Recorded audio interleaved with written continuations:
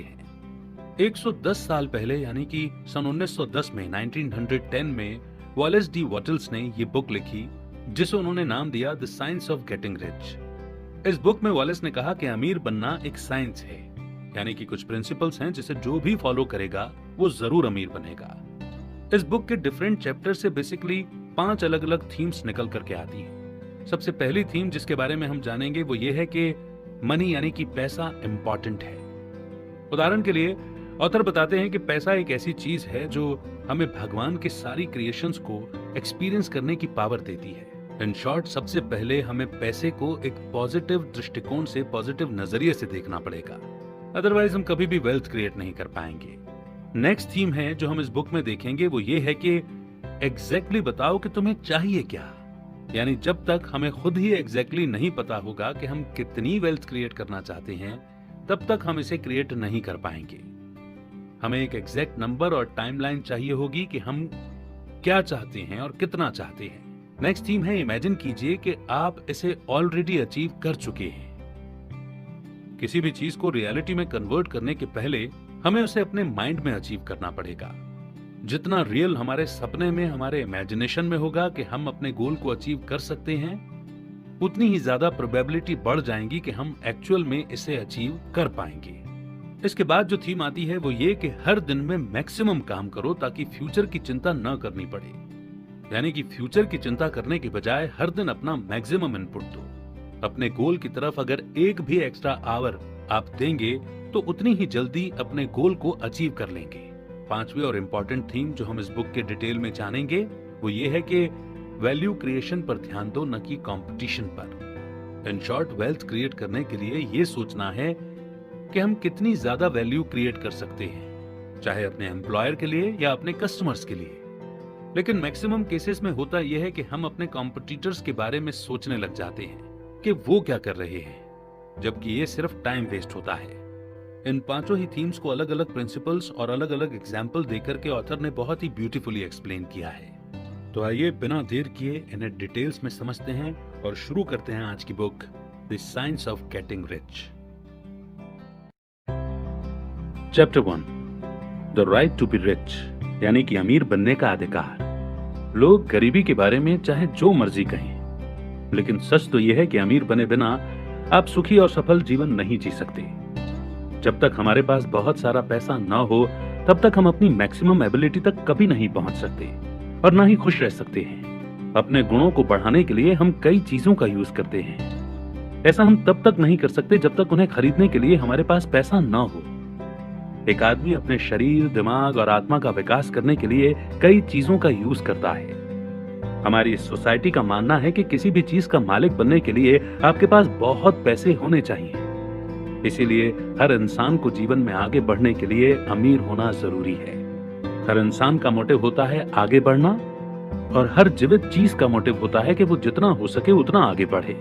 इंसान के लिए जीने के हक का मतलब है उन सभी चीजों की आजादी और बिना किसी रोक टोक के यूज करना जो उसके शरीर, दिमाग और आत्मा के विकास के लिए जरूरी है, या दूसरे शब्दों में कहा जाए तो उसके अमीर होने का हक। इस किताब में मैं किसी भी रूप में प्रॉपर्टी की बात नहीं करूंगा। सच में अमीर होने का मतलब थोड़े में सेटिस्फाई होना नहीं है। किसी भी इंसान को कम में खुश नहीं होना चाहिए अगर उसे लगे कि उसके अंदर ज्यादा कैपेबिलिटी है। नेचर का मोटिव है जिंदगी का विकास करना और उसे रोशन करना, और हर इंसान के पास वो सब कुछ होना चाहिए जो उसकी ताकत को बढ़ा सके। शान, सुंदरता और अमीरी, इससे कम में संतुष्टि कभी नहीं करनी चाहिए। वो इंसान जिसके पास सब कुछ है और वो जो अपने जीवन को खुशी से जीना चाहता है, वो सबसे बड़ा अमीर है। और जिसके पास पैसा नहीं है तो वो इंसान अपने जीवन में वो सब नहीं ले सकता जो वो लेना चाहता है। ऐसा इंसान अपना जीवन दुख में ही जीता है। जीवन इतना विकास कर चुका है और इतना कठिन हो गया है कि एक नॉर्मल आदमी और औरत को भी जीवन जीने के लिए इतना पैसा चाहिए जिससे वो अपना जीवन आसानी से जी सके। हर इंसान ये चाहता है कि वो जो भी चाहे उसे मिल जाए। अपनी हर इच्छा को पूरा करना इंसान का नेचर है। जीवन में सफल होने का मतलब है वो सब कुछ मिल जाना जो आप चाहते हैं, और कुछ इंपॉर्टेंट चीजों का यूज करके ही आप सफल हो सकते हैं। लेकिन आप उन इंपॉर्टेंट चीजों को आसानी से तभी यूज कर सकते हैं जब आपके पास पैसा होगा। इसीलिए अमीर बनने का साइंस जानना बहुत जरूरी है। अमीर बनने की चाहत रखना कोई गलत बात नहीं है। अपना जीवन खुशियों से जीने के लिए और अपनी सभी इच्छाओं को पूरा करने के लिए ज्यादा पैसा कमाना कोई गलत बात नहीं है। ये बिल्कुल नॉर्मल है और ऐसी चाहत रखना अच्छी बात है। जो इंसान अपने जीवन को खुशियों से जीने की इच्छा नहीं रखता, वो इंसान नॉर्मल नहीं हो सकता। हमारे जीवन जीने के लिए 3 मोटिव हैं जिन्हें लेकर हम जीते हैं। हम अपने शरीर के लिए, अपने मन के लिए और अपनी आत्मा के लिए जीते हैं। इन तीनों में से कोई भी एक दूसरे से कम नहीं है। ये तीनों एक बराबर हैं। इंसान इन तीनों तरीकों के बिना अपना जीवन नहीं जी सकता। अगर आप सोचें कि आप सिर्फ आत्मा के लिए जीना चाहते हैं, मन और शरीर के लिए नहीं, तो यह गलत होगा। हम जानते हैं कि सिर्फ शरीर के लिए जीते हुए आत्मा और मन पर ध्यान न देने के रिजल्ट गलत और बुरे हो सकते हैं। हम जानते हैं कि जीवन जीने का मतलब है तीनों को साथ लेकर चलना। इंसान अपने हाव भाव इन तीनों के साथ ही देख सकता है। चाहे कोई कुछ भी कहे, लेकिन एक इंसान तब तक खुश नहीं रह सकता जब तक उसका पूरा शरीर एक साथ काम नहीं करता। जब आपका शरीर एक साथ काम नहीं करता तो आप अपनी इच्छा पूरी नहीं कर पाते, वो अधूरी रह जाती है। इच्छा एक तरह की संभावना ही होती है जो चाहती है कि उसे काम में लाया जाए। एक इंसान अपना जीवन खुशी से तब तक नहीं जी सकता जब तक उसके पास अच्छा खाना, अच्छे कपड़े और आरामदायक घर न हो। कोई भी इंसान ज्यादा मेहनत करने से छुटकारा पाना चाहता है, क्योंकि ज्यादा मेहनत की वजह से वो परेशान रहने लगता है। हर किसी को टाइम टू टाइम आराम और मनोरंजन की जरूरत होती है। वो अपने दिमाग से भरपूर जीवन नहीं जी सकता अगर उसके पास किताबें नहीं हैं और उन किताबों को पढ़ने का समय नहीं है, यात्रा करने का और चीजों की देखभाल करने का समय नहीं है। दिमागी ज्ञान के बिना भी वो पूरी तरह नहीं जी सकता। सच कहें तो दिमागी तौर पर जीने के लिए हमें अलग अलग चीजों में इंटरेस्ट दिखाना चाहिए। हमें कला और सुंदर दिखने वाली चीजों से अपने आप को घेरे रखना चाहिए ताकि हम उनका यूज कर सकें और एंटरटेन हो सकें। आत्मा में पूरी तरह जीने के लिए हमारे पास प्यार होना चाहिए, और प्यार पूरी तरह तब तक नहीं दिखाया जा सकता जब तक हम गरीबी में फंसे हुए हों। एक इंसान सबसे ज्यादा खुश तब होता है जब वो अपने चाहने वालों को गिफ्ट या उनके साथ अपना प्रॉफिट शेयर करता है, क्योंकि प्यार का दूसरा मतलब ही देना है। जिस इंसान के पास देने के लिए कुछ भी नहीं है, वो पिता, पति, नागरिक और खुद इंसान होने के साथ जस्टिस नहीं कर सकता। लग्जरी आइटम से ही इंसान अपनी जरूरतें पूरी करता है और शरीर को सुख दे पाता है। वो अपने दिमाग का विकास और अपनी आत्मा को जगा सकता है। इसीलिए ये बहुत जरूरी हो जाता है कि वो अमीर बने। अगर आप अमीर बनना चाहते हैं तो आपकी इच्छा बिल्कुल सही है। अगर आप एक नॉर्मल इंसान हैं, आप ऐसा किए बिना रह ही नहीं सकते। ये भी जरूरी है कि आप अमीर बनने के विज्ञान पर पूरा ध्यान दें, क्योंकि ये बहुत इंपॉर्टेंट है। सच कहा जाए तो इस बात को इंपॉर्टेंस न देना अपने साथ, भगवान के साथ और मानवता के साथ लापरवाही दिखाना है, क्योंकि भगवान की और मानवता की सेवा से बड़ी कोई सेवा नहीं है।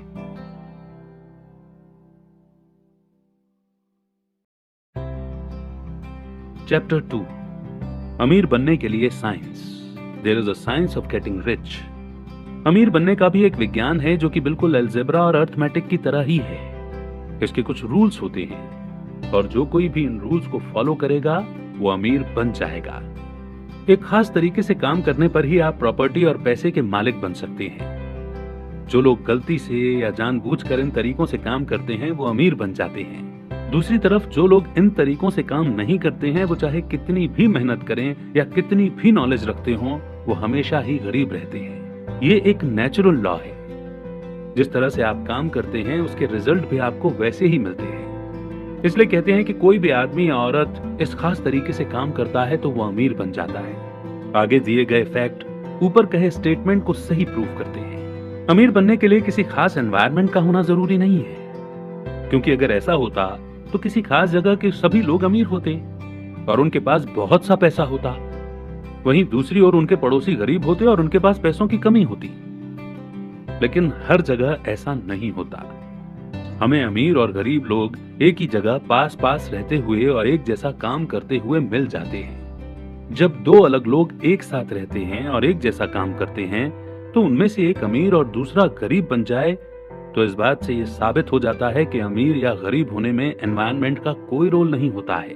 हो सकता है कि कुछ खास माहौल में काम करने से तरक्की मिलती हो, लेकिन जब एक ही बिजनेस करने वाले दो लोग जिनमें से एक को सफलता मिल जाए और दूसरे को न मिले, तो इससे साफ हो जाता है कि वो एनवायरनमेंट की वजह से नहीं बल्कि अपने नॉलेज और स्किल की वजह से अमीर बना है। इससे ये बात साफ हो जाती है कि अमीर बनने का बेसिक कारण कुछ और ही है। इसका टैलेंट से कोई लेना देना नहीं है। अमीर बनने का संबंध इस बात से भी नहीं है कि कोई कितना टैलेंटेड है, क्योंकि टैलेंटेड होते हुए भी कुछ लोग गरीब रह जाते हैं, जबकि दूसरी तरफ कम टैलेंटेड लोग भी अमीर बन जाते हैं। अमीर लोगों के बारे में पढ़ने से पता चलता है कि वो भी कई चीजों में एवरेज हैं।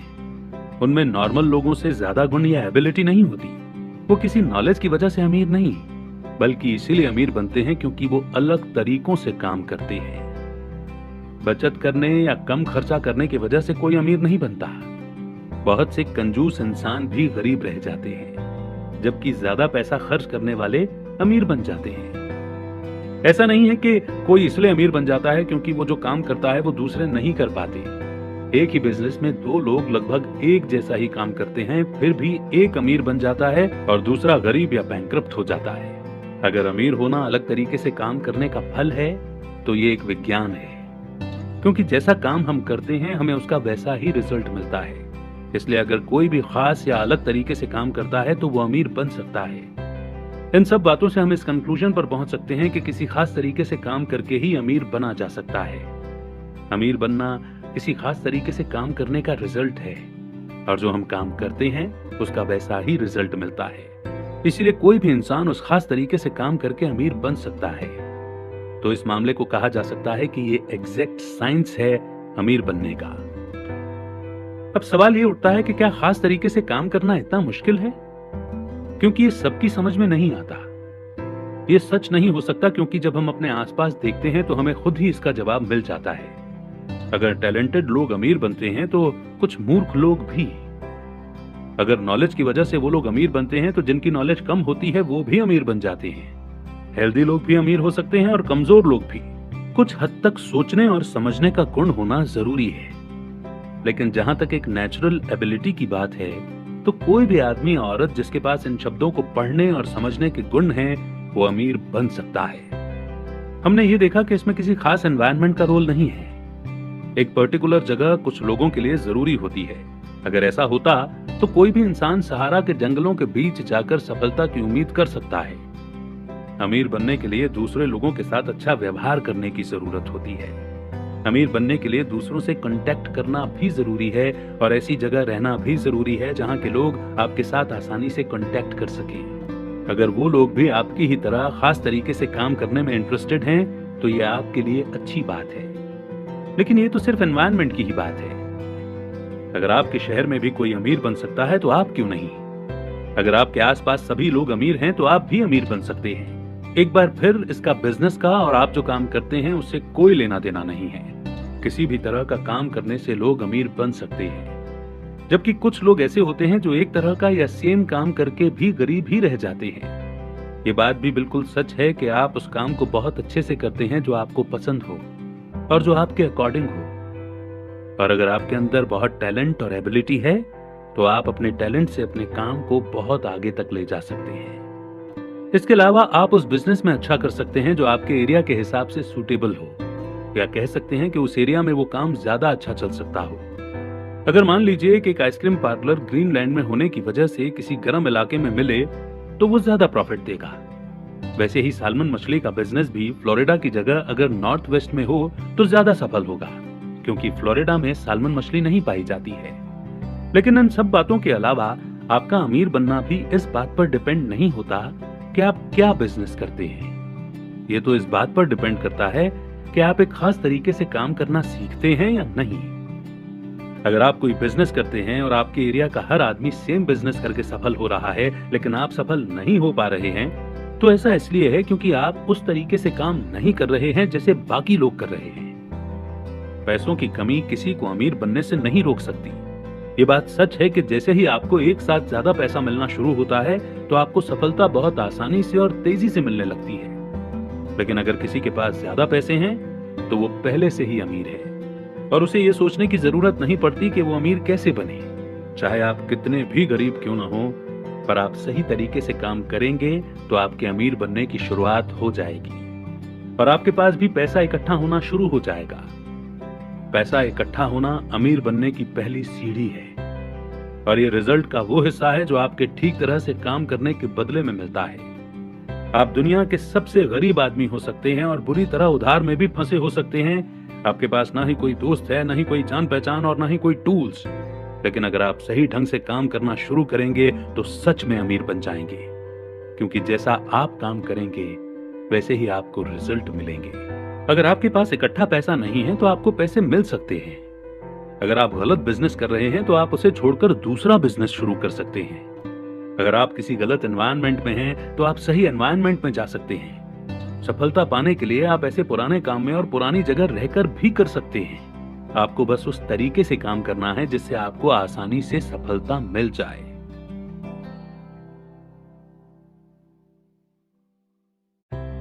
Chapter 3, is opportunity monopolised?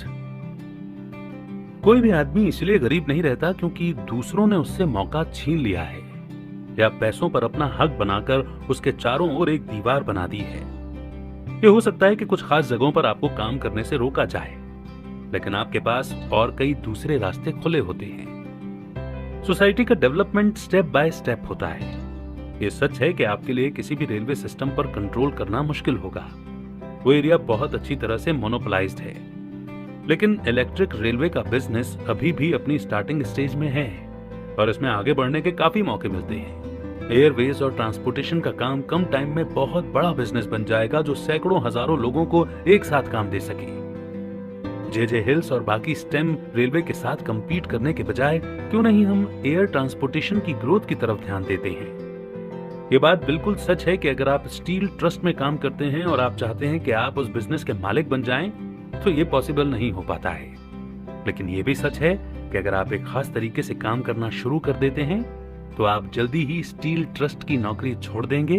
आप एक 10 से 40 एकड़ का खेत खरीद सकते हैं और खाने की फसलें उगाकर बेचने का बिजनेस कर सकते हैं। इस समय उन आदमियों के लिए बहुत अच्छा है जो जमीन के छोटे से टुकड़े में रहते हैं और उस पर खेती करते हैं। तो इस तरह के आदमी हमेशा अमीर बनते हैं। अगर आप कहें कि जमीन खरीदना मुश्किल है तो मैं आपको यह साबित कर सकता हूं कि यह बिल्कुल भी मुश्किल नहीं है। और अगर आप एक खास तरीके से काम करते हैं तो यह जमीन आपको आसानी से मिल सकती है। अपॉर्चुनिटी की कभी कोई कमी नहीं होती है। वो अलग अलग जगहों से अलग अलग जरूरतों के हिसाब से किसी न किसी तरीके से सामने आ ही जाती है। ये दुनिया का नियम है कि जो जैसा सोचता है उसे वैसा ही मिलता है और फिर वैसा ही बन जाता है। इस टाइम अमेरिका खेती और उससे जुड़े कामों और बिजनेस की ओर बढ़ रहा है।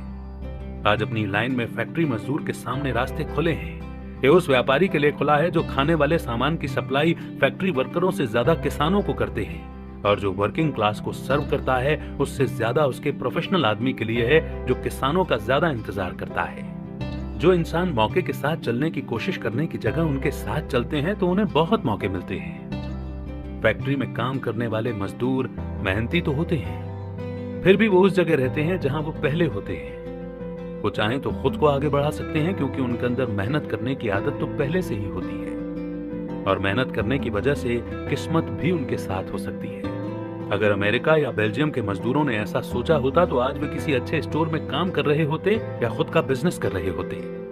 वो अपने ग्रुप या लोगों को खुद चुनते और वो इस तरह से अपने बिजनेस में धीरे धीरे करके इतना आगे ले जाते कि उन्हें पीछे देखने की भी जरूरत नहीं रहती। मजदूर इंसान भी अमीर बन सकते हैं जब वो एक खास तरीके से काम करना शुरू करते हैं। पैसे कमाने का ढंग उनके लिए भी वैसा ही है जैसा दूसरों के लिए है। ये उन्हें सीखना चाहिए।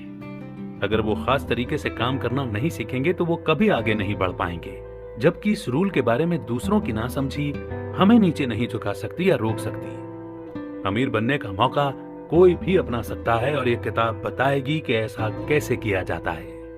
पैसों की कमी की वजह से कभी कोई गरीब नहीं रहता। सभी को जरूरत से ज्यादा मिलता है।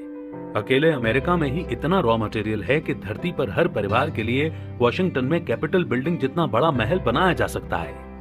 और अच्छी खेती से अमेरिका में ही इतना ऊन, कपास, लिनन और रेशम पैदा हो सकता है कि पूरी दुनिया के हर इंसान को सुंदर कपड़े पहनने को मिल सकते हैं। इसके अलावा सभी को अच्छा खाना खिलाने के लिए काफी अनाज भी पैदा किया जा सकता है।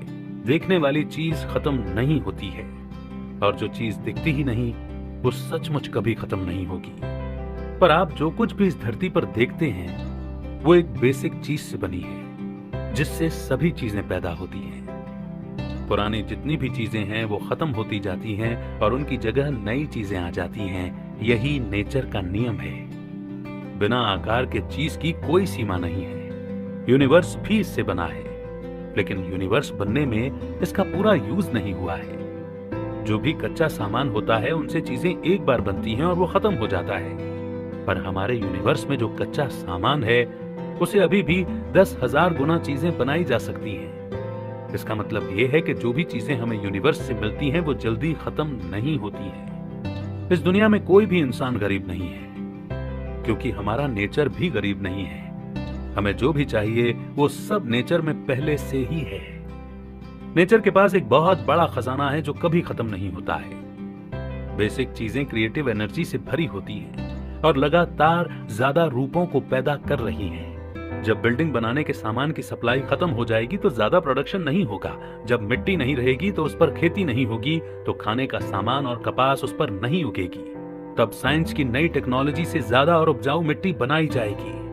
जब धरती से सारा सोना चांदी खत्म हो जाएगा तो इंसान के हिसाब से और ज्यादा सोने चांदी का प्रोडक्शन होगा।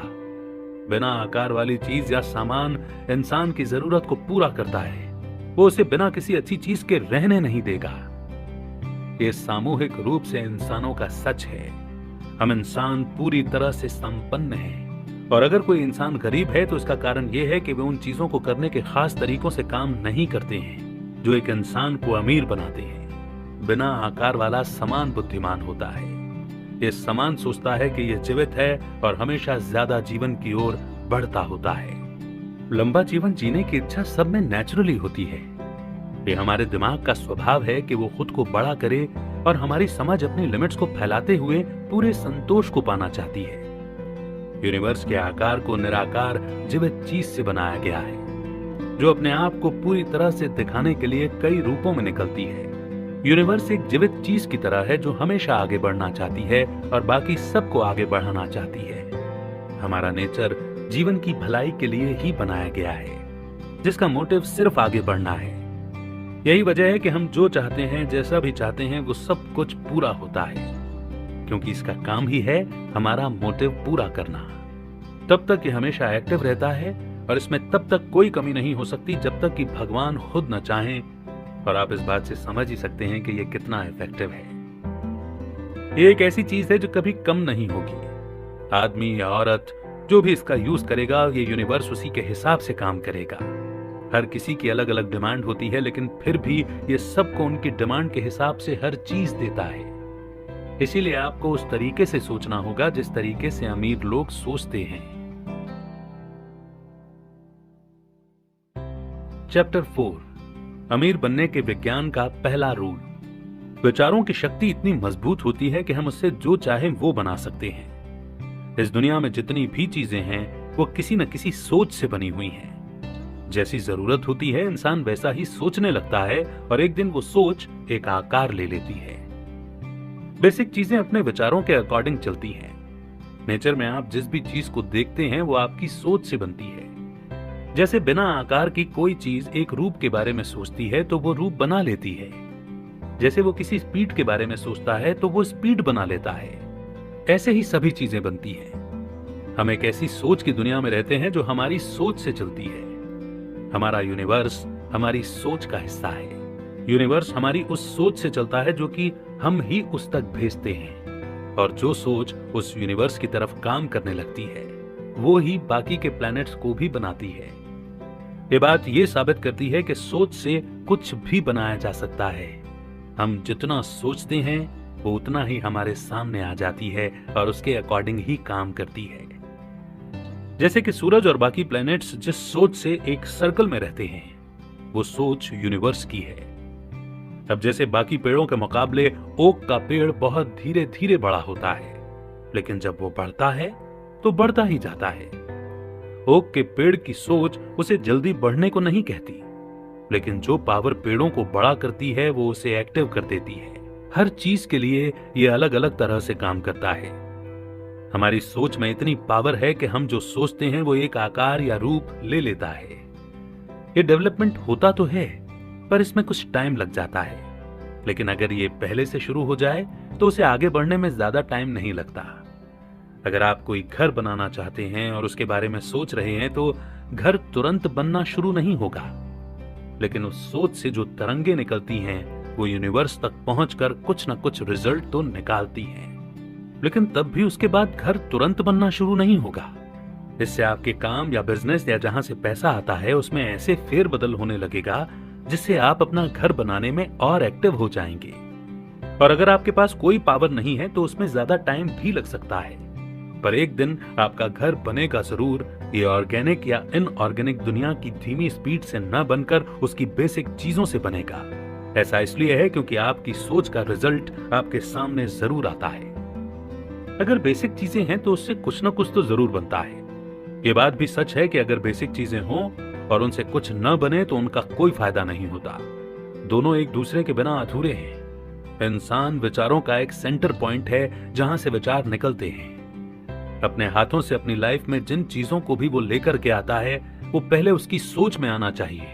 वो किसी भी चीज को रूप तब तक नहीं दे सकता जब तक उसके बारे में सोच न रहा हो। और हम इंसानों ने अभी तक ज्यादा मेहनत नहीं की है कि जो भी सोचे वो उसे तुरंत मिल जाए। उन्होंने बस पहले से जो चीजें हैं उन सबको और डेवलप करने का काम किया है, जबकि उनकी सोच इतनी मजबूत होनी चाहिए थी जिससे कि वो ऐसी चीजें बना सकते जो अभी तक दुनिया में आई ही नहीं है।